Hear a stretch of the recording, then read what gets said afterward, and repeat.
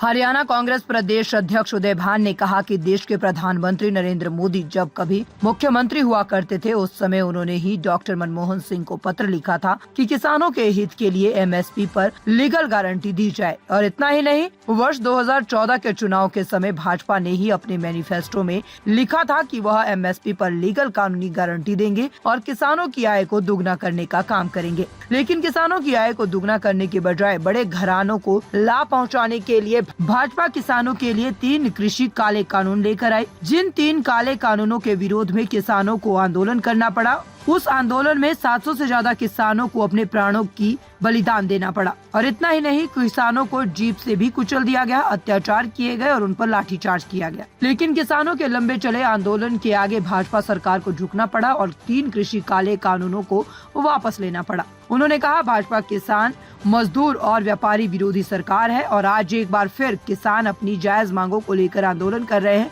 उदय भान ने कहा कि किसानों के नाम पर राजनीति कर रहे भाजपा के नेताओं को भी शर्म आनी चाहिए। वह आज कहते हैं कि किसान आंदोलन कांग्रेस की देन है, जबकि आज केंद्र में सरकार भाजपा की है। किसान हितैषी होने का दिखावा करने वाली भाजपा किसानों की जायज मांगों को क्यों नहीं मान लेती?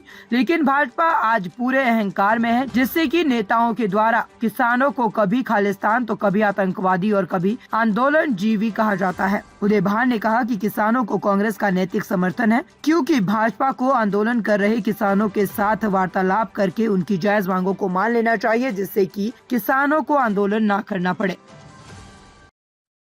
ये बहुत ही दुर्भाग्यपूर्ण है कि भारतीय जनता पार्टी की सरकार अपने अहंकार में है और किसी भी किसान आंदोलन जो चल रहा है उसमें जो किसानों के जो नेता हैं वहां भी अपनी राजनीति तलाश कर रही है। जो व्यक्ति पिछले 39 दिन से आमरण अनशन पर है और सुप्रीम कोर्ट के भी कहने से इनको शर्म भी नहीं आती कि इनके जो मंत्री जो वैसे मुख्यमंत्रियों को चिट्ठी लिख रहा है, दिल्ली के बारे में पूछ रहा है, कृषि मंत्री शिवराज सिंह चौहान, लेकिन समय नहीं है कि किसी किसानों से बातचीत कर सके। वैसे कहते हैं कि हम किसानों के नेता हैं। उनकी जो मांगे हैं, जो न्यायोचित मांगे हैं, उनसे बात करें। यही प्रधानमंत्री जी जब मुख्यमंत्री थे, इन्होंने पत्र लिखा था डॉक्टर मनमोहन सिंह को कि एमएसपी की लीगल गारंटी दी जाए। 2014 के चुनाव में मैनिफेस्टो में इन्होंने वायदा किया था कि हम एमएसपी की लीगल गारंटी देंगे। इन्होंने कहा था कि हम किसानों की आमदनी दुगनी करेंगे। और इन लोगों ने बगैर किसी से परामर्श किए 3 काले कानून लेकर के आए। अपने उन अमीर जादों के लिए, जिनको इन्होंने पूरा देश गिरवी रखा हुआ है, अदानी जैसे लोगों के लिए, उनके लिए सारी जो किसानों पर की जो अर्थव्यवस्था, किसानों के खिलाफ, मंडी में आड़तियों के खिलाफ, व्यापारियों के खिलाफ एक पूरा एक षड्यंत्र करके सारे जो गोदाम और जो उनको देने के लिए जो प्रयास किया, सारी फसल को,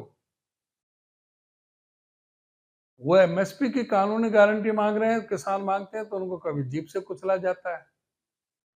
700 से ज्यादा किसानों ने अपने प्राणों का बलिदान कर दिया, लेकिन इनके कोई कान पर नहीं जीव रहेंगी। अब किसान नेता दल्लेवाल आमरण अनशन पर बैठे हुए हैं, इनको यहाँ भी राजनीति सूझ रही है। यहाँ भी कहते हैं कि भाई इसके पीछे कांग्रेस का हाथ है। पंजाब के किसान हैं, ये कौन सी सरकार है जो उन पर ठंडे पानी की बौछारें मार रही थी? कौन सी सरकार थी जो लाठी चार्ज कर रहे थे? कौन थे जिन्होंने दीवारें खड़ी कर दी थी सड़कों पर, कांटेदार तार लगा दिए थे? वो कौन सी सरकार थी जो रबर बुलेट फायर किए जा रहे थे किसानों पर? वो कौन सी सरकार थी जो किसान को गोली से मार दिया था?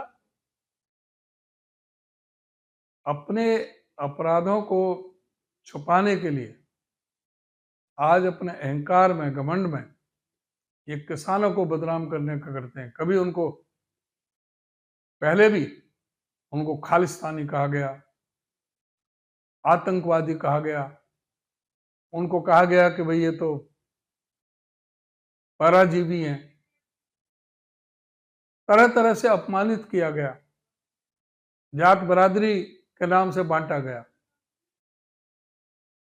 और अब छोटी बात है कि भाई इनको शर्म नहीं आती। 39 दिन से एक किसान नेता आमरण अनशन पर बैठा रही, उनसे बातचीत करने नहीं जा रहे कोई भी, सुप्रीम कोर्ट के इंस्ट्रक्शन के बावजूद भी।